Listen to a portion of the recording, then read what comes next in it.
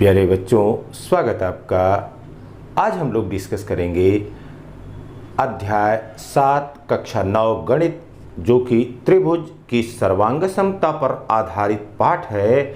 उसकी प्रश्नावली 7.1 के पहले प्रश्न पर इसमें चर्चा करेंगे। इस प्रश्न में कह रहा है कि चतुर्भुज ABCD में AC तथा AD बराबर हैं। AC बराबर AD है और AB कोण A को समद्विभाजित करता है। यहाँ पर जो कोण A दिया गया है, इस कोण A को यह समद्विभाजित करता है। अब यहाँ पर कह रहा है कि दर्शाइए कि त्रिभुज ABC यह कॉन्ग्रुएंस है त्रिभुज ABD के, या त्रिभुज ABC यह सर्वांगसम है त्रिभुज ABD के। फिर आगे कह रहा है कि इस BC और इस BD के बारे में आप क्या कह सकते हैं। अब यहां पर देखिए बेटा, त्रिभुजों की सर्वांग समता के संबंध में जो क्राइटेरिया है, उन क्राइटेरिया को आपको ध्यान में रखते हुए इन प्रश्नों को हल करना है। अब यहां पर क्या क्या दिया गया है, देखिए यहां पर दिया है जो पहली बात दी गई है वो कह रहा है कि चतुर्भुज ABCD, यह चतुर्भुज ABCD दिया गया है। फिर इसमें दूसरी बात दी गई है कि यह AC यह बराबर AD के है, AC यह बराबर AD के है, AC और AD बराबर हैं। फिर तीसरा यहाँ पर हमको जो मान दिया गया है या जो बात बताई गई है वह कह रहा है कि रेखा AB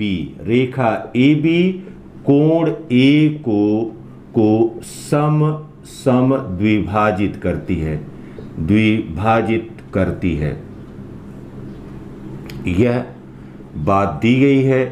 अब हमको क्या करना है, यहाँ पर सबसे पहले हमको दर्शाना है या इसका प्रूफ करना है यहाँ पर कि त्रिभुज पहली बात फिर यहाँ पर कि त्रिभुज ABC यह कॉन्ग्रुएंस है त्रिभुज ABD की।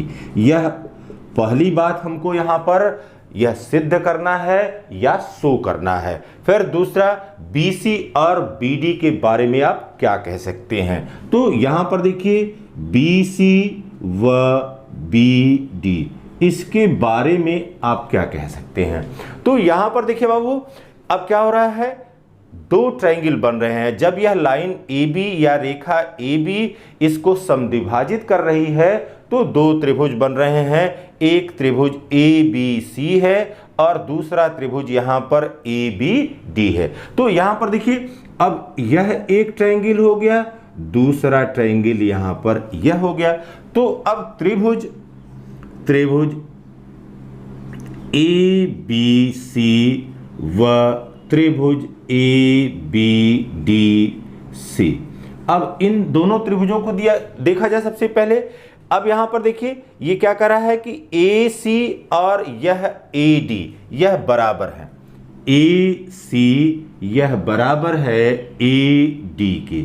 अब ये क्या है, यह गिवन है, यह दिया गया है कि AC यह AD के बराबर है। फिर देखिए आगे कह रहा है कि यह AB रेखा कोण A को समद्विभाजित करती है। इसका मतलब कोण CAB और कोण DAB, यहां पर बनने वाला कोण और यहां पर बनने वाला कोण दोनों बराबर हो जाएगा, क्योंकि रेखा AB इस कोण CAD को या कोण A को समद्विभाजित करती है। तो कोण CAB यह बराबर हो गया कोण DAB के, यह भी बात यहां पर दी गई है। और इसका कारण क्या है, इसका कारण है कि AB कोण A को समद्विभाजित